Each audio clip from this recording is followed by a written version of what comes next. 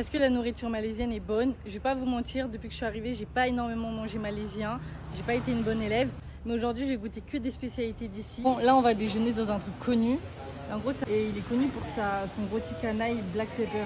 Bon, j'ai pris un milk tea. J'ai demandé une boisson malaisienne. Du coup, je pensais que ça, c'était de la Thaïlande. Parce que du coup, c'est Thai tea le nom. Very good. Ça me fait tellement penser à la Thaïlande, purée. En Thaïlande, c'était ma boisson préférée. Thank you. On a reçu le premier rôti. Donc ça, c'est leur spécialité. C'est avec une sauce black pepper. Et lui, il a pris à l'agneau et au bœuf. Il y a des carottes. C'est un peu comme du kolsoy. Merci Seigneur. Vous voyez la sauce black pepper que vous mangez dans la viande?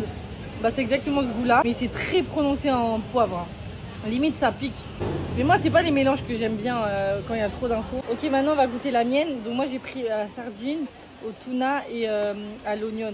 Je pense qu'elle est un peu plus molle. Elle va faire un peu plus comme une brique du lendemain. Parce que là, c'est pas croustillant comme les autres. La nature, elle a vraiment le goût du MCM. Je sais pas c'est une sauce de quoi. C'est une sauce un peu pimentée comme d'habitude.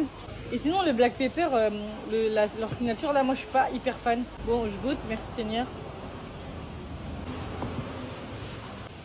Oui, ça va.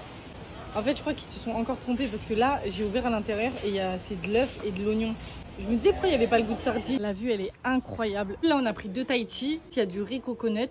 Et ensuite, j'ai pris une sauce fish. Moi, j'ai pris au poisson avec des petits légumes. De base, moi, j'aime bien les plats en sauce. Et je ne mange pas partout parce que parfois, je sais pas ce qu'il y a à l'intérieur, combien de temps ça a macéré et mon ventre, il réagit très mal. Du coup, je mange pas trop dehors les plats où il y a des sauces, etc. Je prends toujours des plats un peu plus simples pour éviter d'avoir mal au ventre. Même en prenant des plats simples, j'ai souvent mal au ventre. Ça va, c'est bon. Et la goutte de tomate. Je goûte le poisson. Le poisson, on dirait un peu de la viande. Un dessert de chez eux, donc on va goûter. Merci Seigneur. Ouais, non, c'est pas du sticky rice. Non, c'est un peu style de mochi au pendant. Ah ouais, c'est quoi ça? Oh my god. Non mais ta tête, ça se voit, c'est pas bon. J'aime pas forcément. À l'intérieur, il y a comme c'est le sucre, il est pas dilué. On goûte parce qu'en fait, il faut pas juger le moine en fait. Les morceaux de coco, c'est trop bon. J'aime trop le truc dessus, il est à geler, mais à l'intérieur, la petite bille là, je crois que c'est du sucre qui a pas été en fondu.